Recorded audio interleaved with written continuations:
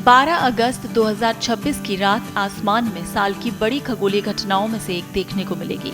इस दिन पूर्ण सूर्य ग्रहण लगेगा, जब चंद्रमा कुछ समय के लिए सूर्य को पूरी तरह ढक लेगा।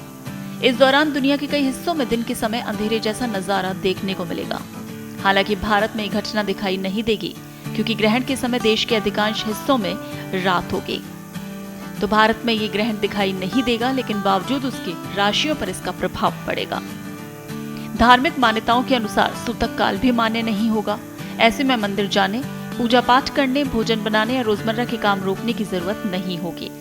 वहीं ज्योतिषीय दृष्टि से इस ग्रहण को महत्वपूर्ण माना जा रहा है, क्योंकि ये कर्क राशि और आश्लेषा नक्षत्र में पड़ने वाला है। वैज्ञानिक दृष्टि से सूर्य ग्रहण हमेशा अमावस्या के दिन ही होता है। अमावस्या के दौरान चंद्रमा सूर्य और पृथ्वी के बीच आ जाता है। हालांकि हर अमावस्या को सूर्य ग्रहण नहीं लगता, क्योंकि सूर्य, चंद्रमा और पृथ्वी हर बार एक सीध में नहीं होते। 12 अगस्त का ग्रहण पूर्ण सूर्य ग्रहण होगा। इसकी पूर्णता ग्रीनलैंड, आइसलैंड, स्पेन, उत्तरी रूस और पुर्तगाल के कुछ हिस्सों में दिखाई देगी। यूरोप, उत्तरी अमेरिका और अफ्रीका के कुछ इलाकों में आंशिक सूर्य ग्रहण नजर आएगा। पूर्ण ग्रहण की अवधि अधिकांश स्थानों पर 2 मिनट से कम रहने की संभावना है। भारतीय समय के अनुसार ग्रहण की आंशिक अवस्था 12 अगस्त की रात करीब 9:04 पर शुरू होगी।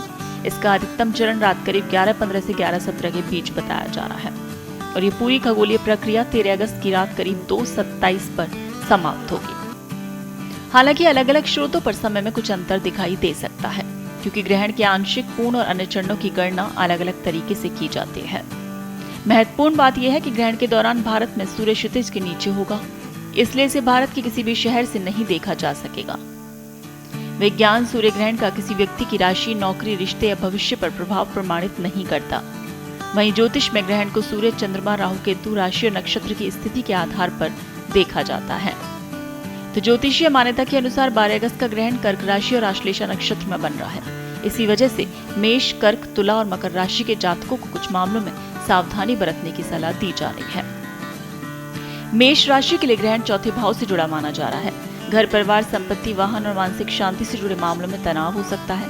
वाहन चलाते समय जल्दबाजी से बचें और संपत्ति से जुड़े दस्तावेज ध्यान से पढ़ें। कर्क राशि पर ग्रहण का सीधा प्रभाव माना जा रहा है। मन में बेचैनी, छोटी बातों को लेकर अधिक सोचने की स्थिति बन सकती है। बड़े फैसले जल्दबाजी में लेने से बचें। नौकरी, निवेश या रिश्ते से जुड़ा कोई बड़ा निर्णय लेने से पहले अच्छी तरह विचार करें। तुला राशि के लिए कर्क 10वें भाव में आता है, जिसे करियर और प्रतिष्ठा का भाव माना जाता है। कार्यस्थल पर दबाव या वरिष्ठ अधिकारियों के साथ मतभेद की स्थिति बन सकती है। ऑफिस से जुड़े मामलों में सावधानी रखें और सोशल मीडिया पर विवादित टिप्पणी करने से बचें।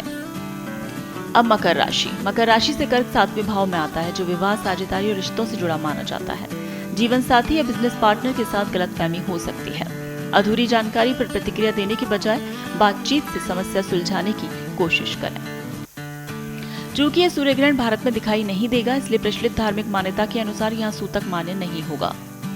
गर्भवती महिलाओं के लिए भी इस ग्रहण के कारण किसी विशेष वैज्ञानिक प्रतिबंध की आवश्यकता नहीं है। कुल मिलाकर 12 अगस्त का सूर्य ग्रहण खगोलीय दृष्टि से महत्वपूर्ण घटना है, लेकिन भारत में इसे देखा नहीं जा सकेगा। ज्योतिषीय मान्यताओं को मानने वाले लोग इसे सावधानी और आत्ममंथन के अवसर के रूप में देख सकते हैं। हालांकि किसी भी बड़े फैसले में अंधविश्वास की बजाय तथ्यों और व्यावहारिक सोच को प्राथमिकता देना बेहतर है।